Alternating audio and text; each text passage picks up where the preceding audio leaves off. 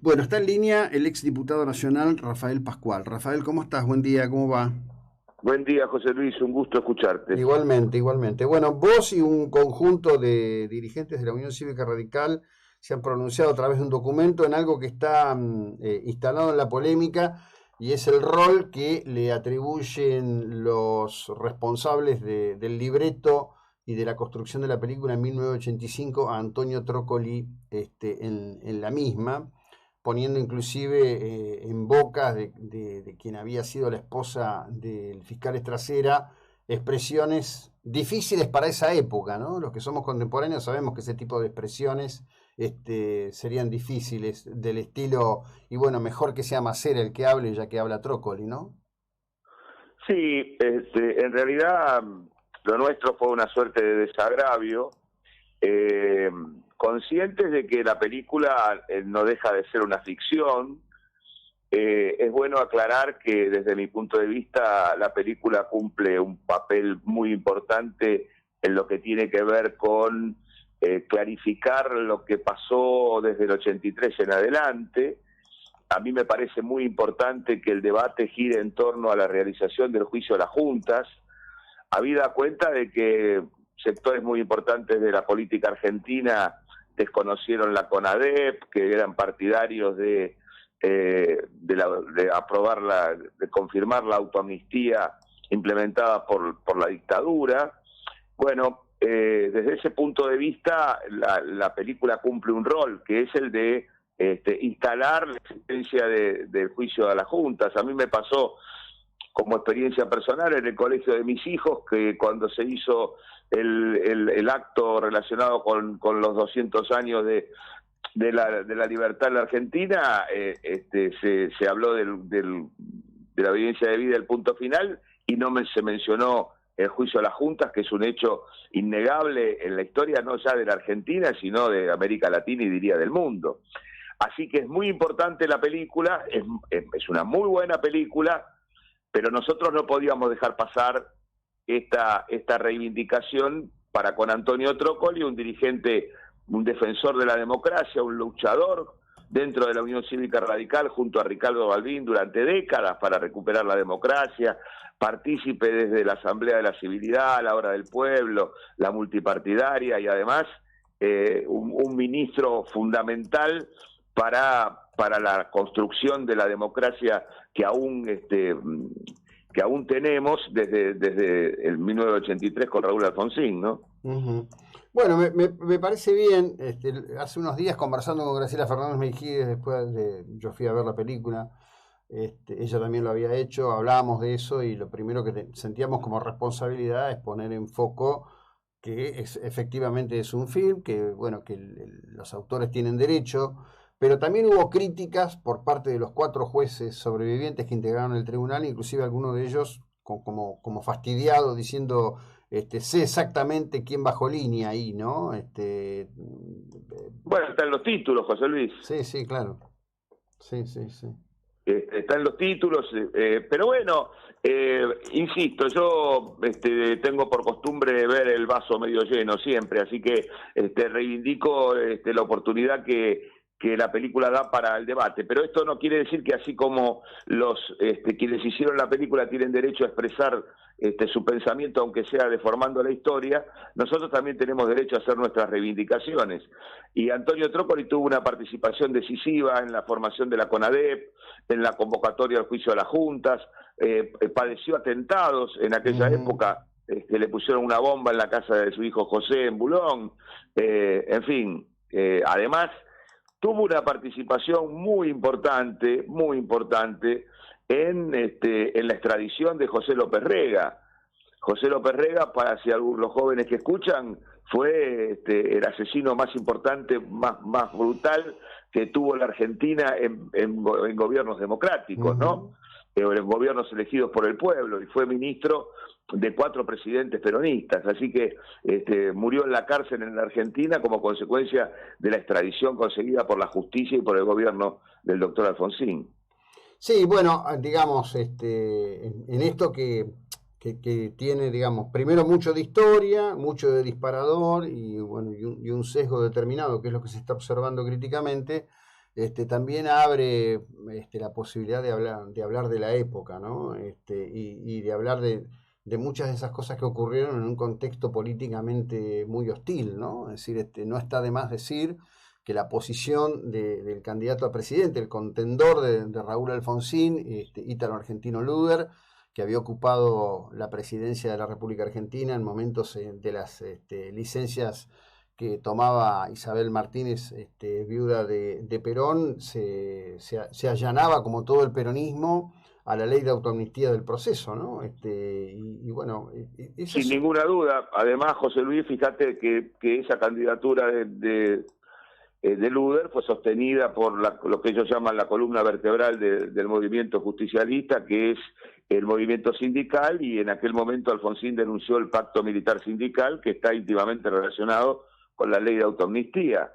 De modo que, además, el peronismo en aquel momento se negó a integrar la CONADEP.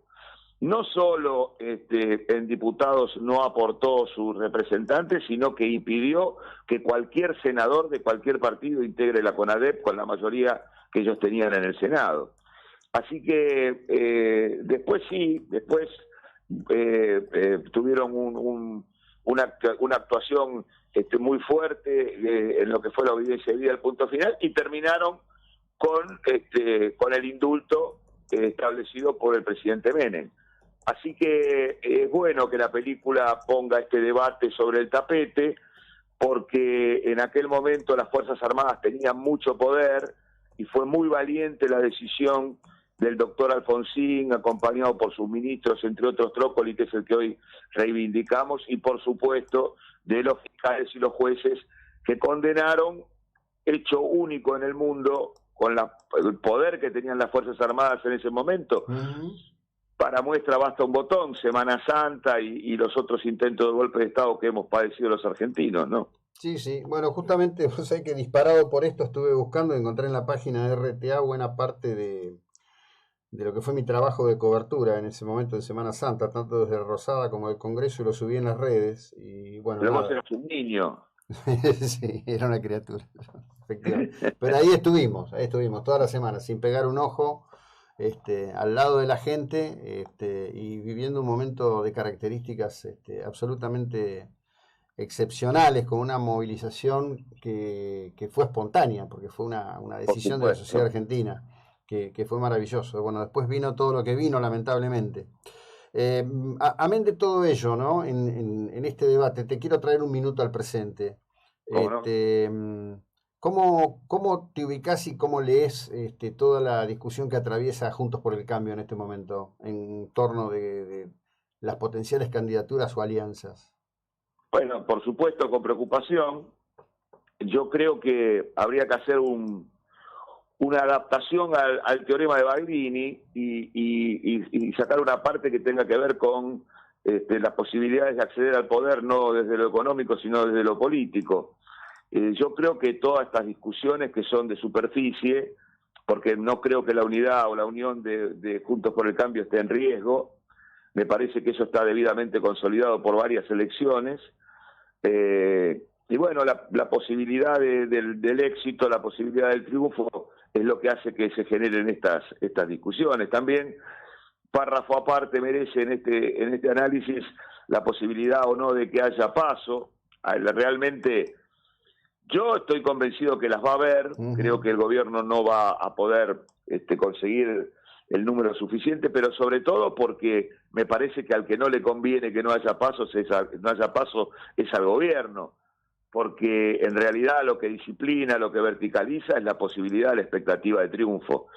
Y en el gobierno esa expectativa está desechada por las declaraciones mismas de sus principales protagonistas. Así que yo creo que estas discusiones que se dan en torno a Juntos por el Cambio son precisamente en torno a la posibilidad de que se ganen las elecciones del año próximo. También tengo que decirte que, más allá de estas discusiones que hay en el PRO, yo creo firmemente que el radicalismo tiene que tener un candidato a presidente, tiene que tener candidato a gobernador en todas las provincias y candidato a intendente en todas las ciudades.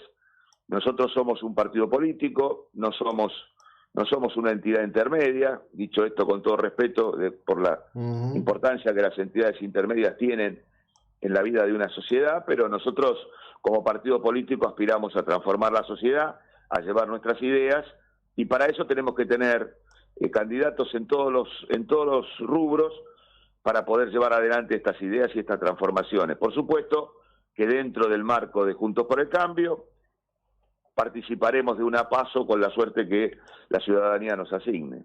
Está bueno, creo que es una... a ver, es la posición correcta en definitiva, ¿no? Porque más allá del barullo mediático que se genera ahí en la Ciudad Autónoma de Buenos Aires, y que tiene la extraña virtud o defecto de expandirlo por todos lados, lamentablemente cada vez se confunde más el puterío con la información, perdón por la expresión, pero lo veo de esa manera, ¿no? Así es. Y hace falta, digamos, ser muy responsable en esto, porque se está a las puertas de un cambio de época, ¿no? Y va a haber que honrar esa responsabilidad. Y mira, José Luis, sí, yendo concretamente al tema de la ciudad de Buenos Aires, vos que sos vivís en Mar del Plata y que yo anduve mucho tiempo por el interior cuando era diputado nacional y conozco el pensamiento, la idiosincrasia, y bueno, todos sabemos que Dios está en todas partes, pero atiende en Buenos Aires, ¿no? Y esto tiene que ver con que la repercusión de las cosas que pasan en la ciudad por una deformación de la estructura de las noticias en la Argentina juega un papel preponderante, pero nosotros como radicalismo tenemos un candidato a jefe de gobierno que es Martín Lustó, y aspiramos a gobernar la ciudad como lo hicimos durante muchos años. El PRO de alguna manera tiene su derecho a tener su candidato y bueno, competiremos, pero la ciudad no está escriturada, no es ni de Macri, ni de Larreta, ni de Bullrich, ni de nadie del PRO, como no fue nuestra durante los tantos años que la gobernamos. Así que bueno, nosotros vamos por la recuperación de una ciudad que supimos gobernar muy bien en muchas oportunidades, a sabiendas de que formaremos parte de una coalición, como dijo Martín Lustó el otro día en Costa Salguero. Nosotros formamos parte de una coalición, compartimos este gobierno con Rodríguez Larreta y aspiramos a encabezar esa coalición en las próximas elecciones, tanto en el orden de la ciudad como en el orden nacional. Pero esto no significa una ruptura, significa un debate, una discusión, una puesta en escena o una exposición de cuáles son las ideas de cada uno para que la gente elija. ¿Qué es lo que corresponde, en definitiva, y a lo que no hay que tenerle miedo? Bajo ningún punto de vista, acá no hay posibilidades de ruptura. Yo creo en la sensatez y en el sentido común de la mayoría de los dirigentes de Juntos por el Cambio, y creo que va a primar esa racionalidad. Bueno, con el afecto de tantos años, te mando un abrazo a la distancia, Rafa, gracias. Gracias, José Luis, ha sido un placer, te mando un abrazo grande y saludos para la audiencia. Gracias. Rafael Pascual, secretario del Comité Nacional de la Unión Cívica Radical, un hombre con una historia política inmensa. Bueno, a partir de este tema, justamente ha estado aquí en el fin de semana Santiago Mitre, que acompaña las cuestiones que tienen que ver con la promoción de la película, que se está proyectando ahora ya en Amazon Prime Video. Él hizo una serie de apreciaciones al respecto. Recordemos que es autor de películas muy fuertes como Carancho, La Patota, La Cordillera. Por supuesto, dice lo obvio, funcionó muy bien en cines, hace 3 semanas está en Amazon, sigue en cartel, sigue yendo gente al cine. En lo que para él es la satisfacción de decir, bueno, ambas cosas pueden coexistir, pueden convivir. Obviamente, si vos no tenés la plataforma de Prime Video y decís, me voy a meter en la plataforma solo por esto, es lo que me pasa a mí con El Portero. Digo, ¿qué hago? ¿Contrato Star Más para ver esto? ¿Cuánto interés tengo en el resto?